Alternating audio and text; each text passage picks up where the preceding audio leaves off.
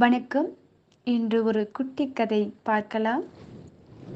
ஒரு சில ஆண்டுகளுக்கு முன்னாடி ஒரு கிராமத்தில் இருந்த பள்ளிக்கூடத்தில் ஒரு விழா ஏற்பாடு செய்யப்பட்டிருந்தது. அந்த விழாவிற்கு அப்போதைய குடியரசுத் தலைவராக இருந்த டாக்டர் ஏபிஜே அப்துல் கலாம் ஐயா அவர்கள் வருகை தந்திருந்தார். உங்கள் எல்லாருக்குமே தெரியும், மாணவர்கள்னா அப்துல் கலாம் ஐயா அவர்களுக்கு ரொம்ப பிடிக்கும். எப்போ மாணவர்களை சந்தித்தாலும் அவங்களுக்குன்னு ஒரு சிறப்புரை வழங்குவாங்க. அது மட்டும் இல்லாமல் எல்லாருடைய நிகழ்ச்சியுடைய இறுதியிலும் ஒரு கேள்வி பதில் பகுதி இருக்கும். அது மாதிரி தான் இந்த விழாவிலும் அப்துல் கலாம் ஐயா ஒரு சிறப்புரை வழங்கினாங்க. அதற்கு அடுத்ததா கேள்வி பதில் பகுதியும் நடந்தது. ஒரு குறிப்பிட்ட மாணவன் எழுந்திருச்சு நின்று அன்னைக்கு அவரை பார்த்து அவர் வழங்கிய சிறப்புரையில் இருந்து கேள்வி கேட்டான். ஐயா, நீங்கள் கனவு காணணும்னு, அந்த கனவை நோக்கி நம்முடைய உழைப்பு இருக்கணும்னு சொன்னீங்க. ஆனால் எனக்கு என் குடும்பத்தில் எப்போவுமே பிரச்சனையாக இருக்குது. ஒரு பிரச்சனை போனால் இன்னொரு பிரச்சனை வந்துக்கிட்டே இருக்குது. இந்த மாதிரியான ஒரு சூழ்நிலையில் என்னுடைய கனவை நான் நனவாக்கணும்னா நான் என்ன செய்யணும்னு கேட்டான். கலாம் ஐயா சிரிச்சுக்கிட்டே அந்த மாணவனுக்கு ஒரு கதை சொல்ல ஆரம்பித்தார். பொதுவாக தங்களுடைய இந்த பெரிய மனுஷங்களுக்கெல்லாம் தங்களுடைய உரையின் போது ஒரு சிறிய கதை சொல்லும் பழக்கம் எப்பவுமே இருக்கும் இல்லையா? அதுபோல் காரணம் என்ன அப்படின்னா, ஒரு முறை அறிவுரை சொல்கிறத விட ஒரே ஒரு கதை சொன்னீங்க அப்படின்னா அந்த கருத்து நேரடியாக மனிதர்களை சென்றடைந்து விடும். அந்த மாதிரி தான் அன்னைக்கு அப்துல் கலாம் ஐயாவும் ஒரு கதை சொன்னாங்க. ரொம்ப காலத்துக்கு முன்னாடி ஒரு பெரிய காடு இருந்ததாம். அந்த காட்டுல நிறைய பறவைகள், விலங்குகள் எல்லாமே வாழ்ந்து வந்ததாம். இந்த பறவைகள் எல்லாம் என்ன செய்யும்? பகல் பொழுதுல தங்களுக்கான உணவை தேட ஆரம்பிக்கும். சாயங்காலம் இருட்டுறதுக்கு முன்னாடி தன்னுடைய கூட்டுக்கு வந்து அடைஞ்சிரும்.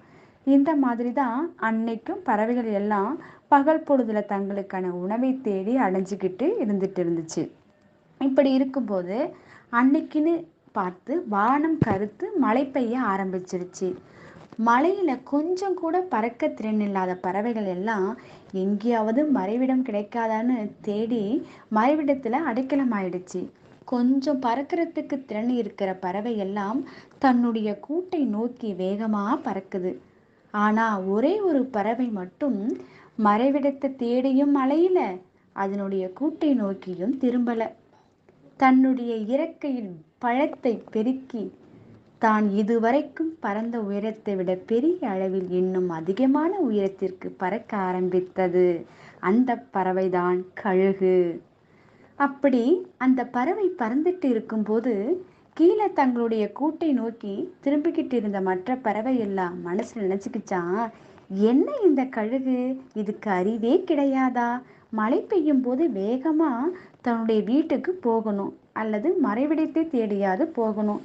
இது ரெண்டுக்கும் இல்லாம இப்படி வேகமா மேல பறந்துட்டு இருக்குதே அப்படின்னு. ஆனா இத பத்தி எல்லாம் இந்த கழுகுக்கு பயமே கிடையாது. மழையில நனைஞ்சுக்கிட்டு 2 மடங்கு உயரத்துல மேல மேல பறந்துகிட்டே இருக்கு. இப்படி உயரமாக பறந்த கழுகு கடைசியாக மலை மேகங்களுக்கும் மேலாக பறந்து கொண்டிருந்தது.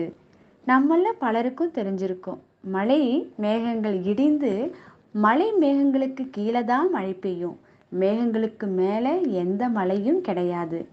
கழுகு மேலே இப்போ ஒரு சொட்டு மழை கூட படலை. மிகவும் தைரியமாக இந்த மழையில நனையாமல் தன்னுடைய இரை தேடும் பணியை தொடர்ந்தது இந்த கழுகு. இப்படித்தான் நீங்களும் இருக்கணும்.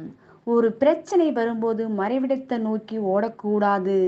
மழையில நினைஞ்சிடக்கூடாது என்பதற்காக கூட்டுக்கு திரும்பிய பறவைகள் போல உங்களுடைய கனவுகளை தொலைத்துவிட்டு பின்வாங்க கூடாது. எப்படி அந்த பிரச்சனைக்கு மேலாக கழுகு பறந்து போனதோ அதே மாதிரி உங்களுடைய பிரச்சனைகள் எல்லாம் உங்களோட காலுக்கு கீழே போட்டுட்டு மேலாக பறந்து செல்லணும். அந்த கழுகு மாதிரி நீ இருக்கணும்னா கழுகு கிட்ட இருந்து 2 குணங்களை நீங்க வாங்கிக்கணும்.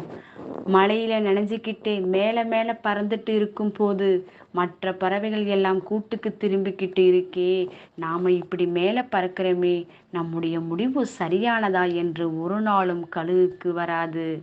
அந்த அளவுக்கு கழுகுக்கு மன வலிமை உண்டு.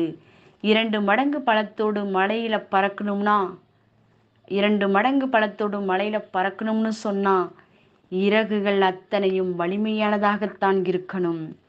ஒரே நாளில் அந்த வலிமை கழுகுக்கு வந்துவிடவில்லை.